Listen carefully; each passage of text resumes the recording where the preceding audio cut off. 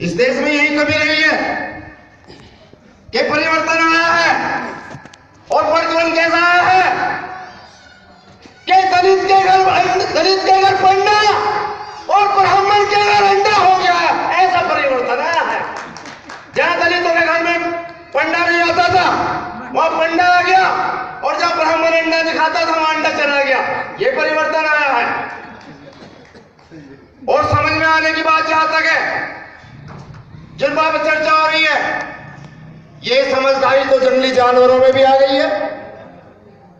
मंचा सिंह जितने लोग बैठे हैं जिन्होंने सुना है कि 125वीं जयंती बाबा साहब की पूरे भारत में नहीं विश्व में मनाई गई थी, और मेरठ में एक घटना घटी थी कि मेरठ में जहां से बाबा साहब की जयंती निकलती है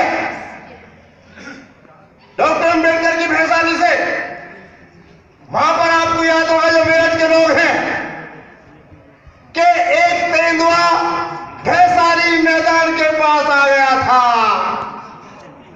और उस तेंदुए को किसी ने देख लिया। देखने के बाद पूरे प्रशासन में हड़कंप मच गया, लोगों में हड़कंप मच गया, वन विभाग सक्रिय हो गया और पूरा प्रत्यंत तेंदुए को पकड़ने के लिए सक्रिय हुआ। और 12 तारीख को 14 को जयंती निकलनी थी। 12 तारीख को उस तेंदुए को पकड़ लिया और पकड़ने के बाद पिंजरे में बंद कर दिया। जब वो पिंजरे में बंद हो गया तो मैंने उसमें इंटरव्यू लिया, अध्यक्ष जी और मुख्य अतिथि साहब। मैंने कहा भाई तेंदुए तू यहां क्या करने आया था, कहां से आया था? तो तेंदुआ बोलता है, अरे अशोक सागर जी, मैं तो आपको पहले से जानता हूं।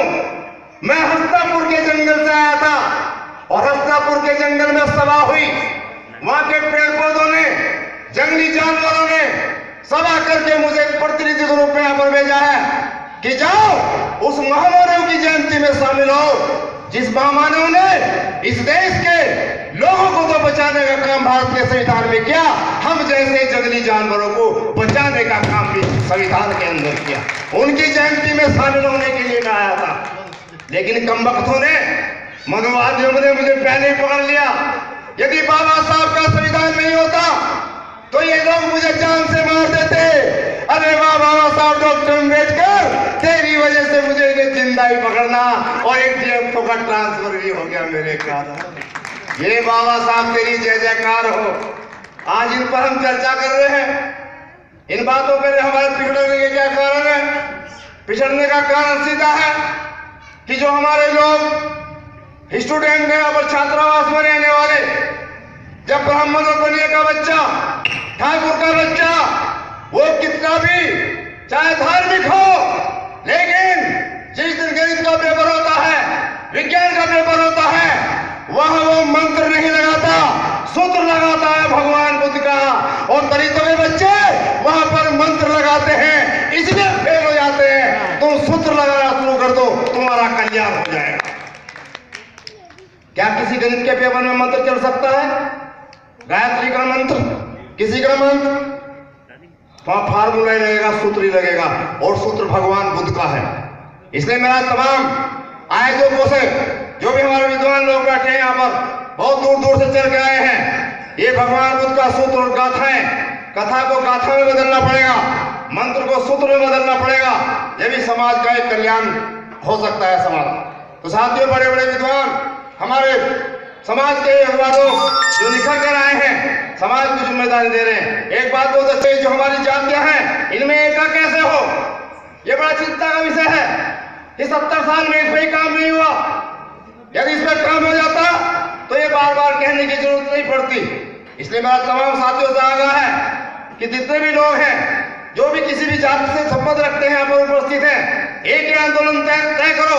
मेरा भी आंदोलन है, उसमें मैं भी शुरू हूं इसमें कि चुप्पी तोड़ो, जाति तोड़ो, चुप्पी तोड़ो, जाति तोड़ो, बहुजन समाज को आपस में जोड़ो। ये मूवमेंट चला दो पूरे भारत के अंदर, इसी पर काम करो, इसी सिद्धांत पर आगे रोटी बेटी भी होगी, सब कुछ होगा। तो साथियों, यह आंदोलन गति पकड़ता जा रहा है, और आंदोलन का कारण है कि तमाम जिम्मेदार लोग यहाँ पर आकर खड़े हुए हैं। इतना बड़ा साहित्य हमारे पास, सभी चीज हमारे साथ के पास। अब तो मन से मैं इजाजत ले दूंगा थोड़ा सा, 5 मिनट और उसके बाद बात करते हैं। ठीक है जी, ठीक है। क्योंकि बात अभी पूरी नहीं हुई, बाल करना पड़ा था फिर। वाल्मीकि जी पर बात हो रही है अभी। वाल्मीकि चंडाल नहीं था बामन का पूत, वाल्मीकि चंडाल नहीं था बामन का पूत, इसलिए तो नहीं बढ़ती गई उसके साथ छुआछूत। सीता उसके घर नहीं आ गए। आज भी पीट दो किसी ब्राह्मणी को, अगर गली की कोई चूड़ा चमार उठाना आ जाओ तो नगरी तेरे घर नहीं जाने को और चली जाऊंगी।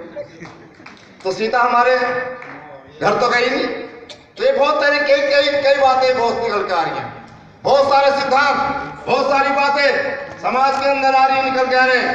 मैं तो एक बार अपने विद्वान साथियों से, यदि समाज, क्योंकि उन्होंने ऐसा इंजाम कर दिया है, उन्हें पता था ये भंगी चूड़े ये भविष्य में कई बौद्ध धर्म ग्रहण न कर ले, हिंदू व्यवस्था से ना निकल जाए, इसलिए इनकी जाति को ही गजट कर दो। नेहरू कोई जाति नहीं, गांधी कोई जाति नहीं, अंबेडकर कोई जाति नहीं, केवल भारत में एक ही जाति है, वाल्मीकि, जिसका पुरुष भी है महापुरुष और इसकी जाति भी है। उसने पक्का इंजाम कर दिया ताकि हम निकल ना सके इस व्यवस्था से। इसलिए मेरा तमाम विद्वान साथियों से है कि समाज को अंगुली माल का इतिहास बहुत बहुत उखाड़ कर लाओ, शोध करके लाओ, तो इनके पता चल जाएगा कि ये हमारा विद्वान हो सकता हो, ये पहले अंगुली मार रहा हो, बाद में बहुत बड़ा विद्वान बन गया। इसलिए जितने भी लोग हैं केवल वाल्मीकि को इतने रूप में माने जो मान रहे हैं लोग, रामायण वाला नहीं, वाल्मीकि भगवान के हाथ में कलम है, झाड़ू नहीं है। इसलिए तमाम लोग जो मान रहे हैं वो कलम के सिपाही के रूप में तो देखें, उन्हें झाड़ू के सिपाही के रूप में ना देखें, उस रामायण लिखने वाले के रूप में न देखें, केवल कलम के रूप में देखें, जो कलम बाबा साहब डॉक्टर अम्बेडकर ने संविधान के माध्यम से तमाम समाज को दी है। इसी को आधार बन के समाज में एक नई क्रांति का विश्वास जग सकता है। इस प्रांगण में समय समय पर जेपी सिंह साहब, तमाम ये आंदोलन सब चीज चल रहा है, विचार गोष्ठी से भी चल रही है, बड़े बड़े विद्वानों को जिनसे हमारे भी वो नहीं थी, गुप्त नहीं थी, सबको यहाँ पर बात बुला के आमना सामना कराया जा रहा है, समाज के बीच में लाया जा रहा है। जी ऐसा है, जो वाल्मीकि है ना, हमने बहुत सारे वाल्मीकि मंदिर में गए हैं, तो ये जो आप जो बोले ना, ऐसे क्या होगा कि वाल्मीकि आ गया ना, वाल्मीकि के साथ फिर सारे देव देवता आते हैं वहाँ पर, शनि महाराज भी आते हैं, इसलिए ये मत बोलो कि ऐसा कर रहा हूँ।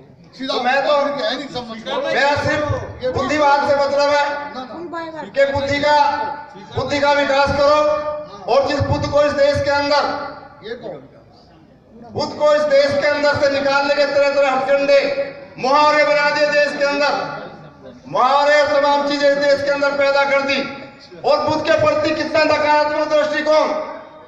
जैसे कहते थे कि नोट के बुद्धू घर को आए, अरे बुद्धू घर को नहीं आया था, सिद्धार्थ गौतम ने जब ज्ञान प्राप्त किया था तो 7 साल के बाद तथागत बुद्ध बनकर अपने घर लौटे थे। तो मुहावरा क्या था कि जान बची और लाखों पाए, जान बची और लाखों पाए, बन के बुद्ध घर को आए। ये मुहावरा भारत के अंदर था, लौट के बुद्ध घर को आने का कोई मुहावरा थे। और मुहावरों के अंदर ही कह देते हैं, क्या कहते हैं, ज्यादा 3-5 मत कर, ये बोल देते हैं ज्यादा 3-5 मत कर, यानी कि तुम मुझे 30,000 पंसील मत बता, मेरे साथ वो मत कर। और मुहावरे में बोल देते हैं कि ना 3 में ना 13 में, ना 3 में ना 13 में। इसका मतलब तुझे कुछ ज्ञान नहीं है, ना तू 3 में ना 13 में है, ना तुझे त्रिशरण का ज्ञान है, ना तुझे पंचशील का ज्ञान है, और ना तुझे अष्टशील का ज्ञान है। तू 3 में ना 13 में, 3 और 5 8 13। इसका सिद्धांत बुद्ध का लॉजिक है। मैं सभी से क्षमा मांगते हुए, क्योंकि मैं बार बार बोल रहा हूँ, सिर्फ इस पर बोलूंगा 2 मिनट, क्योंकि मैं सुबह से लाया हूँ इसे आज का। हाँ, ये मेन चीज रहेगी। अब 14 अप्रैल के बाद 2 माह भारत के तमाम बहुजनों के लिए बहुत महत्वपूर्ण है। अक्टूबर माह, नवंबर माह, दिवाली नवंबर में पड़ती है, अब अक्टूबर में पड़ गई। ये दिवाली पर भी बड़े बहस होती रहती है, कोई कहते थे कि अशोक वहां से जीत का है, कोई वहां से जीत का है। हाँ, कई तरह की भ्रांतियां हैं। यदि भगवान सिद्धार्थ बुद्ध में गए, बुद्ध के बन के गए थे, तो एक राजा के लड़के होकर वहां पर गए थे, कुछ लोगों ने मनाया होगा, कुछ ने नहीं मनाया होगा। या कलिंग का युद्ध जीत का हमने, तो कुछ लोगों ने मनाया होगा, लेकिन पूरे भारत में क्यों मनाया गया? ये वही प्रतीक आपके सामने है। भगवान बुद्ध के परिनिर्वाण के बाद महामोगलान और सारिपुत्र भगवान बुद्ध के दो परम शिष्य थे। और भगवान बुद्ध का जितना भी लिटरेचर पढ़ा मैंने और आपने, उनको चाहे ज्ञान प्राप्त हो, सब पूर्णिमा पर हुआ है। लेकिन क्या कारण है कि दिवाली काली अमावस्या को रात को मनाई जाती है? ये भगवान बुद्ध से इतर बात हो गई। इसका कारण क्या है?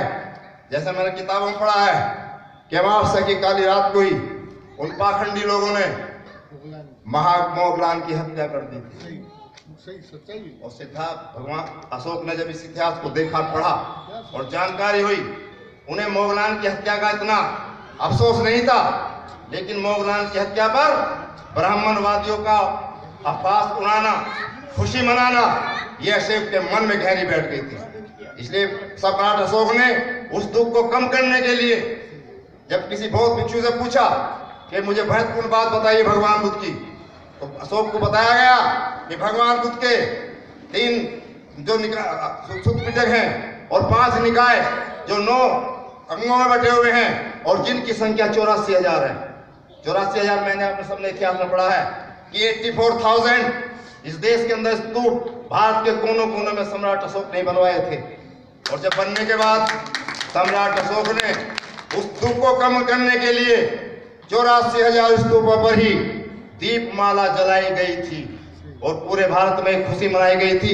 इसलिए दिवाली का त्योहार सारिपुत्र और मोगलान को श्रद्धांजलि स्वरूप है। और ये आज का महत्वपूर्ण दिन इसलिए है, 29 तारीख है। प्रोग्राम तो बहुत यहाँ होते हैं, लेकिन ये मैं क्यों लाया इसलिए कि आज दिवाली के बाद जब भी पड़ेगी दिवाली, अंतिम रविवार को सांची का स्तूप जहाँ पर है, सांची के अंदर, वहाँ पर आज बहुत बड़ा मेला उनको श्रद्धांजलि करने के लिए हो रहा है। इस दिन मैं और आप भले ही माना हो, लेकिन एक प्रतीक के रूप में मेरे पास था, मैं इसको यहाँ पर लेकर आया हूँ। सभी यहीं से इसको नतमस्तक हो गए। मैं अपनी बात को ही विराम देता हूँ। जय भीम, जय भारत।